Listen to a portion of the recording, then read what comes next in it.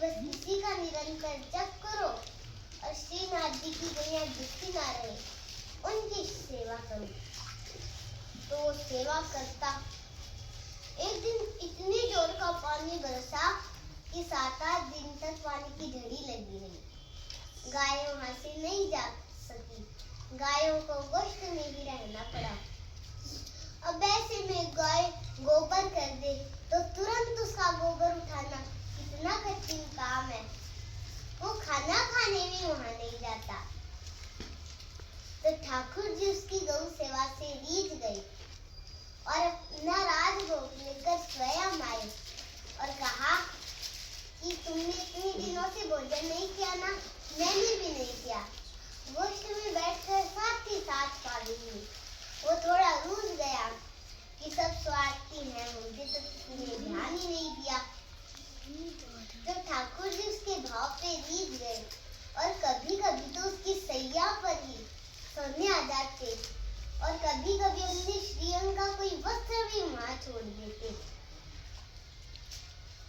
तो गोसाई जी प्रसन्न तो हो रहे थे कि भगवान इसकी गौ सेवा से रीझ कर इसके साथ लीला कर रहे थे, पर उनके मन में विचार आया कि ठाकुर जी को कितना कष्ट होता होगा। कहाँ भोले भगत की टूटी फूटी तकिया और कहाँ भगवान के नित्य में की प्लेट वहां छोड़ती वहां आ जाती है।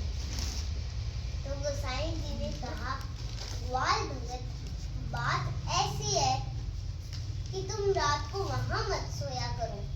दिन में गैया चराते हो, रात को गाय बांध दी, अब रात को तो कोई काम नहीं है। तुम रात को श्रीनाथ जी के द्वार पर ही बैठा करो, वहां बैठो, जब तक भजन करो, फिर जब नींद आवे तब वहीं सो जाओ। सुबह उठ के अपनी गौशाला में चले जाओ। ये इसलिए उसको आज्ञा दी कि ठाकुर जी को कष्ट ना हो। तो ठाकुर जी ने कृपा करी। शरद पूर्णिमा आई तो भोला भगत तो सो गया था, पर नुपुरों की ध्वनि सुनाई दे रही है और श्रीनाथ जी के मंदिर का पट खुला। वहां से ठाकुर जी रास बिहारी के स्वरूप में निकले। राधा रानी निकली और वो रात को ग्वाल भगत ने सोचा कि अरे राम राम राम, इतनी लुगाई घुसा रखी है, हमें तो इनके पीछे पीछे चलना चाहिए, कहीं कोई गंदली दी इन पे आक्रमण ना कर दे। तो फिर ठाकुर जी के पीछे चलते चलते चलते चलते वो चंद्र सरोवर पहुंच गया और वहां ठाकुर जी के महाराज का दर्शन किया। पर आज महाराज में एक विलक्षण बात है। आज महाराज में राधा रानी अंतर्ध्यान हुई। वैसे तो ठाकुर जी होते हैं, आज राधा रानी अंतर्ध्यान हुई। तो राधा रानी के अंतर्ध्यान होने से ठाकुर जी को श्री जी का वियोग मिल गया और वो राधे राधे कहकर रोने लगे। तो कहीं मुरली गिर गई, कहीं चंद्रिका गिर गई, कहीं मुकुट गिर गया, कहीं कंठा गिर गया। ग्वाल भगत बटोरता गया। फिर सुबह हुई, श्रृंगार मंगला का समय हुआ और जैसे ही श्रीनाथ जी के मंदिर का पट खुला तो भगवान का कंठा गायब, भगवान का मुकुट गायब, भगवान की बांसुरी गायब। तो गोसाई जी ने ग्वाल भगत को बुलाया और पूछा कि भगवान के श्रीअंग के वस्तु कहाँ गए। तब ग्वाल भगत ने कहा, कछु ना पूछो, आप इनको बहुत सीधा समझते हैं।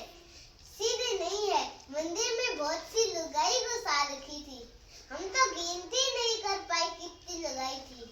और वहाँ बड़ी जोर का नाच गान हुआ और वहाँ एक जो सबसे गोरी गोरी थी वो पता नहीं कहाँ जाके छुप गई। अब तो ये राधे राधे राधे राधे कह के रोने लगे, सर पिछाड़ पिछाड़ के गिरने लगे।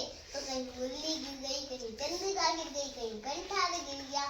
हम बटोरते गए, हम ना होते तो पता नहीं कौन उठा के ले जाता। तो गोसाई जी ने उसको हृदय से लगा लिया। निष्काम भाव से गौ सेवा करते करते श्री कृष्ण का दर्शन नहीं, श्री कृष्ण के महाराज का दर्शन हो गया। गौ सेवा से भगवत प्राप्ति है। बोल गौ माता की जय हो। बोल नाथ जी महाराज की जय हो। प्रणाम।